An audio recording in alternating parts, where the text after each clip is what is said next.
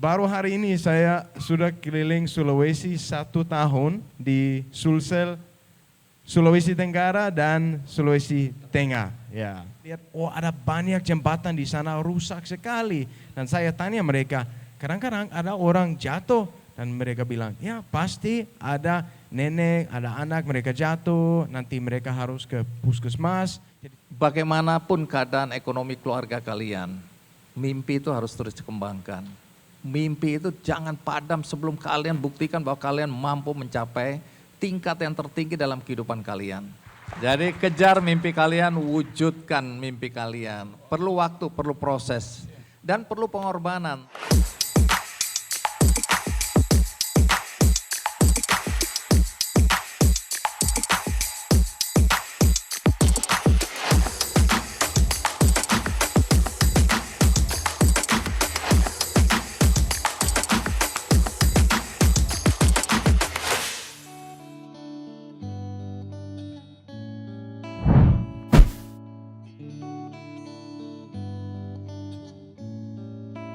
Assalamualaikum warahmatullahi wabarakatuh. Waalaikumsalam warahmatullahi wabarakatuh. Kita mulai, Mang Genur?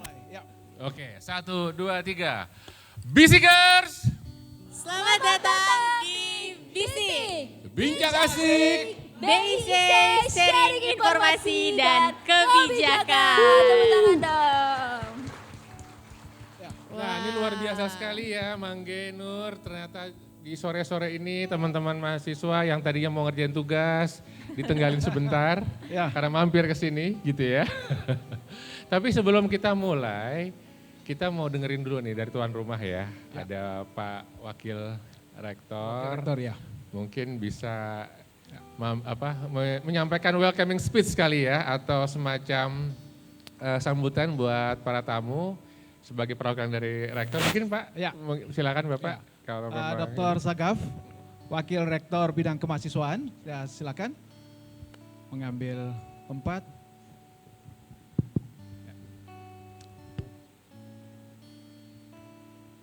Jadi saya bukan pidato Pak, cuma menyampaikan ucapan selamat datang. Pertama-tama saya sampaikan salam hangat, penuh persahabatan Pak Rektor Universitas Tadulako ke Bank Indonesia yang menyelenggarakan acara ini, dan teristimewa Kakanda saya, Bapak Andino ya. Saya kaget Bapak datang tadi. Dan pasti harus saya laporkan dengan Pak Rektor sekarang juga gitu.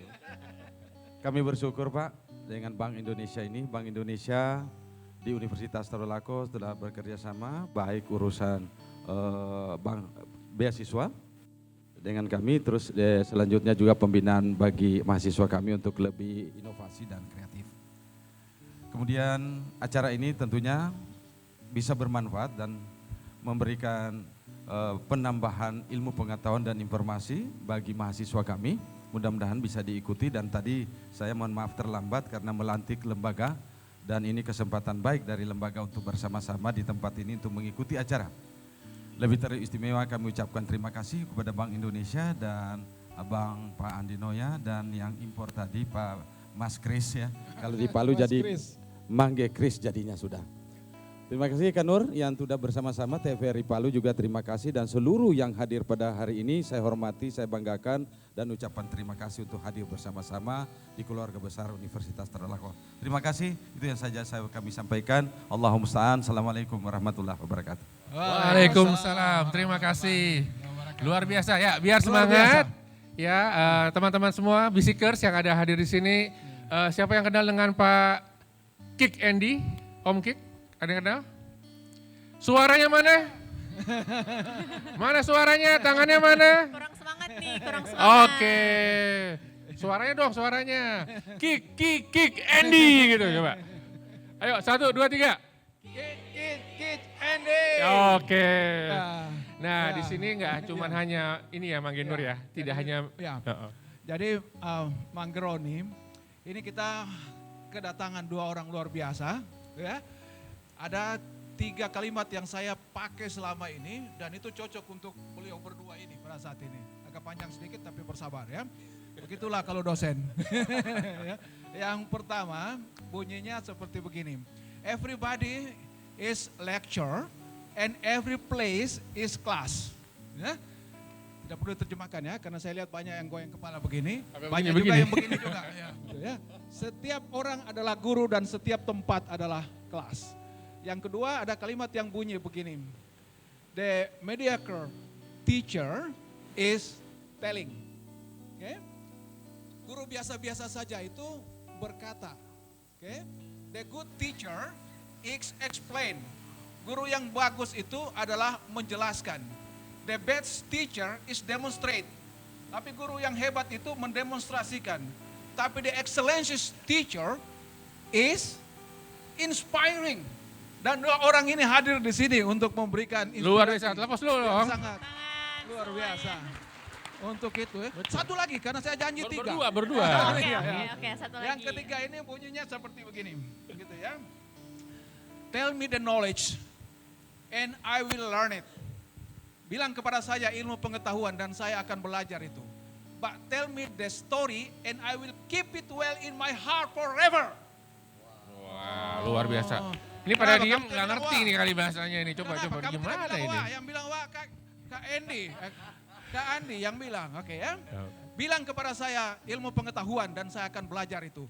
Tapi ceritakan saya tentang kisah dan saya akan simpan itu di dalam hati saya selama-lamanya. Hari ini kita akan mendengar kisah-kisah itu. Ya? Kisah-kisah itu ya. Kisah-kisah itu. Dan ini saya mau mengecek lagi tadi Ya. kayaknya yang Kick Andy udah pada kenal gitu ya.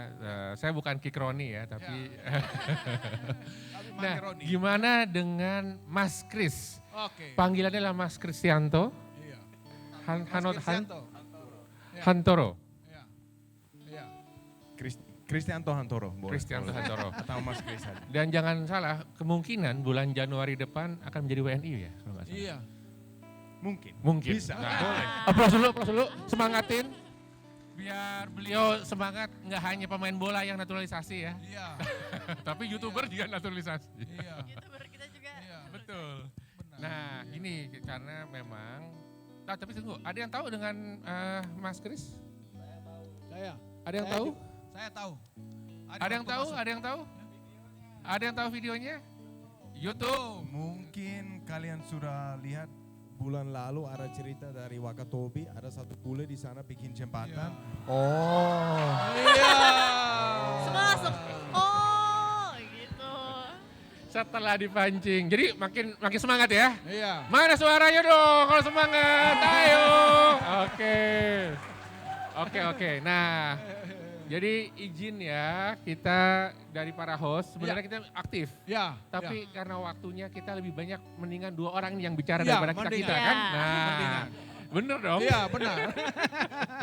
Kita mulai dulu dari pemancingan dari Mas Kris dulu lah ya. Iya. Cerita yang Wakatobi dan cerita tentang Sabang sampai Merauke. Sabang Merauke. sampai Silakan. Merauke. Ya. Sorry, kan ada videonya ya. Oke. Oh iya. You bring with you? Ya. Ada videonya. I asked them. Oh iya, tapi ada nggak sekarang ini videonya? Panitia, Nggak apa-apa. ada videonya Gini, nggak yang ini? Ada. Mas Oh Kris ada. akan cerita, Ada, tapi ada. videonya bisa di-download Oh, dari video, iya, dari videonya. YouTube ya. Oke. Sambil cerita Sorry. sambil jalan videonya. Oke. Oke. Jadi Assalamualaikum warahmatullahi wabarakatuh. Waalaikumsalam. So all of you is fluent in English, right? Sudah lancar bahasa Inggris semuanya ya? Alhamdulillah. Atau belum? Oke, enggak apa-apa. Saya masih belajar bahasa Indonesia ya, jadi mungkin saya campur sedikit ya, pakai bahasa Jaksel. Jadi, nama saya Christian Hansen, saya asli dari Denmark. Saya sudah tinggal 4 tahun di Indonesia dan saya punya program namanya Sabang sama Merauke. Nah, dulu saya kerja di Jakarta dan saya punya satu ide. Aha. Saya mau jadi orang yang pertama keliling seluruh Indonesia sendiri pakai motor dan bikin video dokumentasi tentang budaya, bahasa, cerita dari jalan. Jadi hari ini saya sudah keliling Indonesia terus hampir 900 hari. Wow, hampir 900 hari. Non-stop. Jadi saya sudah keliling Sumatera, hampir semua provinsi di Sumatera, 6 bulan di sana. Semua provinsi di Kalimantan, 9 bulan di sana. Dan baru hari ini saya sudah keliling Sulawesi 1 tahun di Sulsel, Sulawesi Tenggara dan Sulawesi Tengah. Ya. Tepuk tangan dulu, tepuk tangan dulu. Tahan dulu. Ya. Jadi mungkin sebelum saya bilang ada cerita dari Wakatobi, ada banyak orang di sini belum bisa recognize. Maybe you've not seen me before, tapi bulan lalu saya bikin video dari Wakatobi tentang suku Bajo di sana. Ada yang orang dari sini sudah pernah ke Wakatobi? Saya. Belum? Ada di belakang. Harus nanti. Nah, nanti nonton video saya di YouTube, beli tiket ke Wakatobi. Jadi, saya sudah bikin beberapa video tentang beda suku di Indonesia. Saya inap sama suku Mentawai di Sumatera.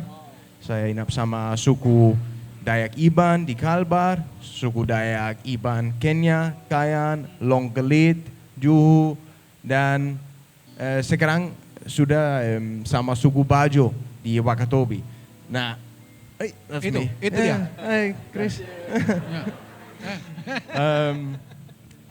Dan ya, pertama hari saya datang di Wakatobi, saya lihat ada satu desa di sana namanya Desa Sampela. Mungkin ada orang di sini sudah nonton film namanya Avatar. Avatar 2 Avatar. tentang hidup di laut. Nah, jadi the director James Cameron, dia ambil inspirasi dari suku Bajo. Karena di sana ada satu desa namanya Desa Sampela.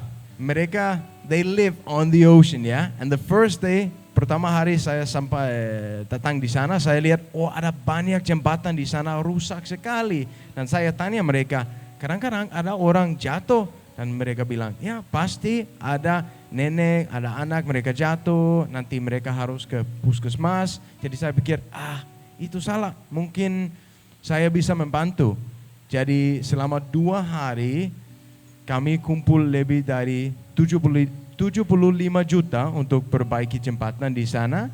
Dan setelah saya sudah upload video dari sana, kami kumpul lebih dari 200 juta untuk membantu suku Membajo. Tepuk tangan. Jadi, tapi saya tidak mau bilang lagi spoiler. Nanti kalian bisa nonton di YouTube. Luar biasa. Nah, ini juga bicara tentang inspirasi. Tidak ada orang ya, tidak duanya selain Bang atau Mangge Andi Efnoya yang setelah berapa belas tahun atau berapa puluh tahun? 18 tahun. 18 tahun. Wah. Wow. Kick Andy. 18 tahun. Oh, kayak saya datang yang ke-17 waktu itu ya, 17 tahun. Nah, yang 18 tahun ini kita akan coba ngobrol. Kira-kira Bang Andi, apa kisah-kisah? Mungkin satu kisah yang bisa di-sharing, yang bisa menginspirasi teman-teman di Sulawesi. Terlalu banyak kisah di Kick Andy. Harus.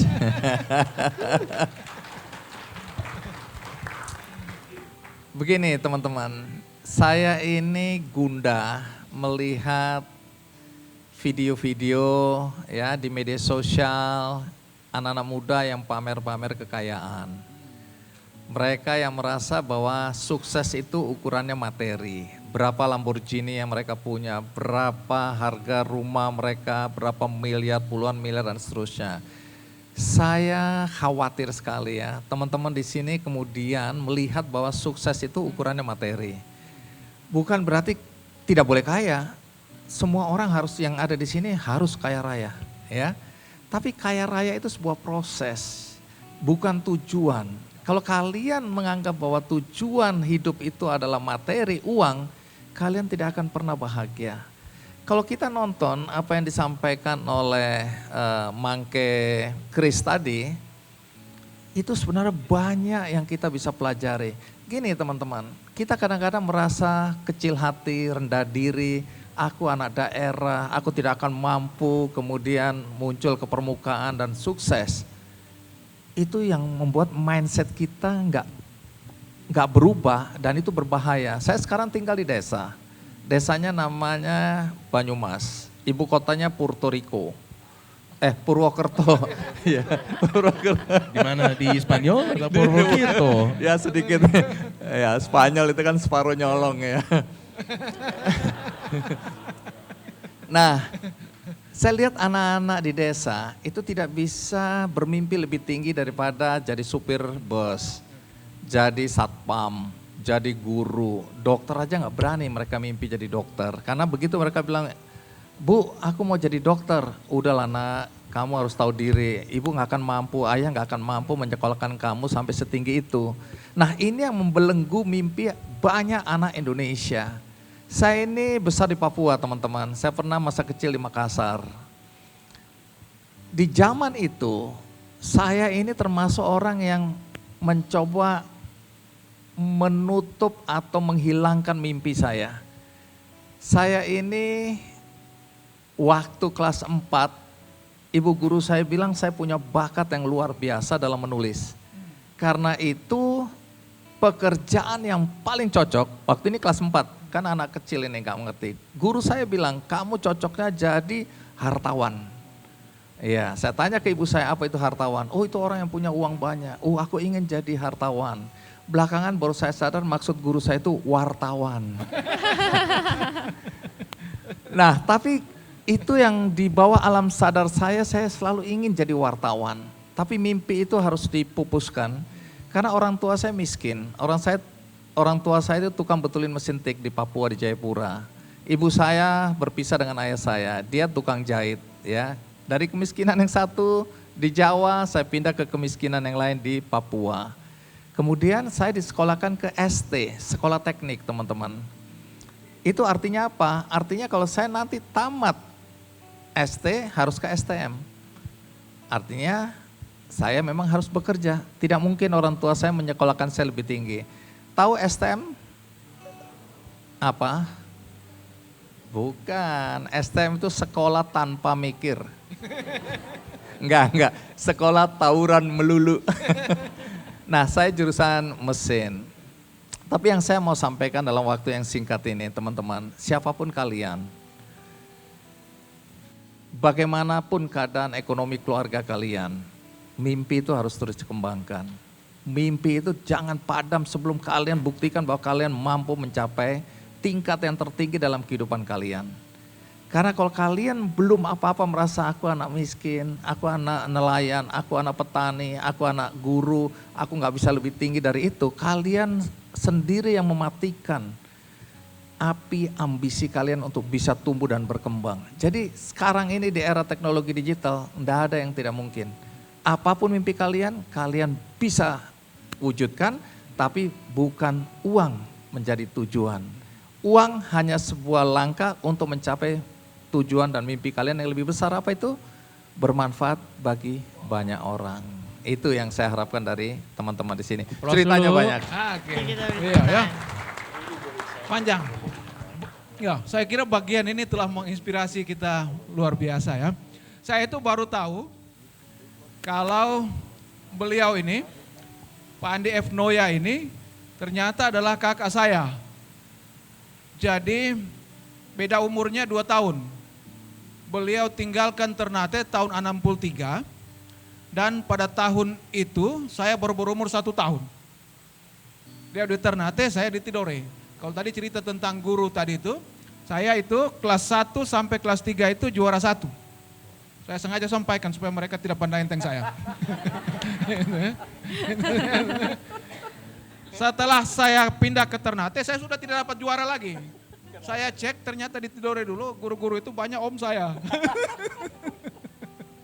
Waduh. Ini motivasinya luar biasa. Itu ada ordal namanya, orang dalam. Ini ada cerita dari ini menarik sekali, nyambung ya. Oke. Nah jadi saya mau bilang, saya setuju sama Pak Andi. Karena dulu saya kerja di kantor di Jakarta ya. Saya punya kerjaan logistik. Dari saya umur 12 tahun, ibu saya tanya saya, Chris nanti mau jadi apa? Dan saya bilang, saya mau jadi kaya. Dan dia bilang, oke, tapi gimana? Saya tidak tahu saya mau kerjaan apa. Tapi saya tahu saya mau cari banyak uang, saya mau pakai suit setiap hari, dan mungkin saya bisa pakai mobil Mercedes. Tapi setelah saya sudah mulai sudah ada kerjaan dengan bagus gaji di Jakarta, saya bisa pakai suit setiap hari, ada hasil gaji setiap bulan lebih dari 100 juta.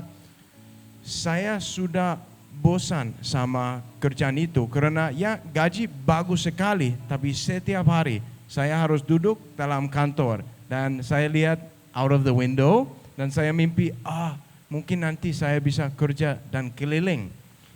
Nah, jadi saya mau bilang dulu gaji saya tinggi sekali, tapi pertama bulan saya tidak kerjaan logistik lagi, saya kerja YouTube aja. Ada guess? Can you guess how much my salary was first month with YouTube? Maybe you can translate. Yang bisa tebang? 10 juta? Kalau ada yang bisa Ada yang bisa tebak, dapat hadiah dari Bank Indonesia. Betul. Kalau ada yang bisa nebak angka Gaji yang pertama. pas, jangan kasih tahu dulu ya Chris ya. Iya. Kita ada door prize ya. Betul sekali. Nah, teman-teman, boleh mungkin ditampilkan di layar sebentar. Kita ada Slido. Teman-teman yang mau bertanya ataupun tadi menjawab pertanyaan tadi, silakan diketik di Slido. Boleh? Tolong Mungkin Kak. Tapi yang untuk ini boleh langsung aja ya. Langsung aja ya. Ya. Siapa yang tahu gaji pertamanya Mangke Chris waktu dia keluar dari kerjaan yang lama jadi YouTuber ya atau content creator? Berapa gaji pertama? Gaji Kalau pertama bisa sebagai nebak, YouTuber kan Silakan, maksudnya. jangan malu. Ah. Kira-kira berapa? berapa? Teriak. 1 juta. 1 juta. 1 million. 1 juta. Ini YouTuber pemula ini pasti. Jangan-jangan asistennya. Panitia ya nanti. Oke, dapat tadi ya, dulu. dapat tadi. Oke. Oke. Ya, silakan lanjut. Dan saya pikir, dulu gaji besar, tapi sekarang hanya 1 juta sebulan. Tapi saya tidak takut karena saya tahu I'm running for my dream. Saya, Mengejar mimpi. nah betul. Dan bulan kedua dengan YouTube sedikit lagi, ketiga sedikit lagi. Dan sekarang saya bisa bilang setelah sudah berapa tahun, 3 tahun dengan YouTube, sekarang saya bisa cari lebih dari YouTube, dari kerjaan dulu. Jadi chase your dreams. Chase your dream. Aplaus dulu. Iya. Jadi kejar mimpi kalian, wujudkan mimpi kalian. Perlu waktu, perlu proses. Dan perlu pengorbanan. Tadi kalau kita, ini artinya uang bukan segala-galanya teman-teman. Jadi gini, ada 4 tahapan, saya harus cerita 4 tahapan dalam hidup. Saya singkat aja, biasanya agak detail ya. Pertama nanti kalian ketika lulus, itu masuk pada tahap namanya survival. Survival itu ketika kalian gajinya masih kecil ya, baru masuk kerja. Terus kemudian menikah, itu untuk mikirin makan aja masih ini, mau kredit motor masih berat, kredit rumah susah, ya. Anak sekolah mau sekolahkan ke sekolah yang bagus, belum punya uang. Karena gaji kalian masih pada level yang awal ya, survival. Nanti kalian akan melalui ini, adik-adikku tercinta. Naik berikutnya itu namanya security. Security itu ketika kalian sudah punya gaji yang cukup. Anak-anak bisa sekolah pada sekolah yang baik, untuk bisa kredit rumah ya, mobil mungkin udah bisa dan seterusnya. Tahap berikutnya itu namanya sukses. Sukses itu ketika udah nggak ada lagi isu uang nggak cukup. Kalian mau piknik ke Disneyland bisa, kalian mau beli mobil bisa, beli rumah 3-4 bisa. Intinya kalian udah sukses. Tapi banyak orang menganggap ini adalah puncak pencapaian kita dalam hidup. Kemudian stop bahwa kalau aku kaya, itu aku pasti bahagia. Ternyata enggak. Koruptor itu kurang kaya apa teman-teman? Mereka merasa enggak cukup. Udah punya mobil, punya jabatan, punya pangkat, mereka masih mencuri hak orang lain. Kenapa begitu? Iya. Kenapa begitu? Mereka tidak puas, mereka tidak bahagia. Mereka pikir nambah 1 mobil lagi, nambah 1 rumah lagi, nambah 3 rumah lagi, mereka akan mendapatkan kebahagiaan itu. Ternyata tidak. Karena tujuan mereka yang tadi adalah harta. Ini jangan salah ya, harta itu penting, uang penting. Jangan pikir, kata Andi Noya kita nggak usah punya uang banyak, ya udah kita nggak usah kerja. Bukan. Tapi bukan itu tujuan. Karena kalau kita mengejar tadi materi, nggak akan pernah cukup dan nggak akan pernah bahagia. Coba lihat aja, anak-anak konglomerat banyak yang bunuh diri. Ya, ini kita bicara di dunia, ini bukan cuma di Indonesia. Hidup kita ketika kita mulai berbagi dengan orang lain. Berbagi itu bisa macam-macam. Nanti kan pertanyaan, oh berarti saya harus sukses dulu baru bisa bahagia. Bukan. Sampai pada tahap ini kalian bisa mencapai titik kebahagiaan dalam hidup kalian ketika kalian berbagi. Berbagi itu apa? Kalau ada yang pintar bahasa Perancis, berbagi. Jangan dibayar tapi ya, ini Gratis. iya, ini nasihat buat yang di sini bukan yang buat di sana. Jadi kita berbagi, bisa bahasa Inggris. Kalian cari anak-anak di mana yang mereka membutuhkan pelajaran bahasa Inggris. Kalau kalian pintar komputer, kenapa nggak berbagi itu? Cari komunitas anak-anak di kampung di mana yang kalian datang, kalian berbagi. Matematika, ya. Kalau kalian pandai mendongeng atau bermain musik, mau gitar kayak, mau apapun, suling dan seterusnya, kalian berbagi. Menyanyi, kalian nyanyi di panti jompo, di anak-anak dan seterusnya. Percayalah kalau itu kalian lakukan, berbagi seperti itu, kalian akan bahagia. Nggak usah bantah-bantah nama saya. Saya sudah melakukannya dan saya merasa hidup saya bahagia sekali. Karena ketika kita merasa bahwa hidup kita berguna buat orang lain, itulah pencapaian tertinggi kita nanti dalam hidup. Jadi dimanapun kalian berada, lakukan kebaikan dengan berbagi, ya. Wow, wow. Ih, luar biasa. Luar biasa ya. If you give something to someone, you will receive it. Something from someone now or later. Ya, kamu berikan sesuatu kepada orang, kamu akan menerima sesuatu itu dari orang sekarang atau nanti. Pada saatnya yang tepat ya. Pertama kali saya datang di Indonesia, saya pikir, wah, saya tidak harus keliling ke beda negara lain, karena di sini ada semua. Paling penting saya masih mau keliling terus di Indonesia, itu karena ada orang baik. Tadi kan mau jadi WNI ya dalam waktu dekat. Pertanyaannya, sudah ada jodohnya belum? Udah punya pacar belum? Ini ada harapan di antara yang hadir ini. Saya merasa kekurangan kasih sayang, ya. Baik kekurangan kasih sayang ayah maupun ibu. Karena ibu harus berjuang mencari nafkah karena saya ikut sama ibu. Sekolah kami itu sekolah yang maaf, itu level bawah. Kenapa? Karena saya harus berbagi, kami harus berbagi dengan 8 anak lainnya. Di situ saya marah pada Tuhan. Teman-teman jangan takut miskin juga. Saya dulu sama istri dengan gaji yang sedikit, kita mulai berbagi dengan orang lain. Sempat kami diskusi, lah buat kita aja sebenarnya belum cukup. Kok kita sudah berbagi? Tapi tadi ketika satu pintu tertutup, pintu-pintu lain terbuka.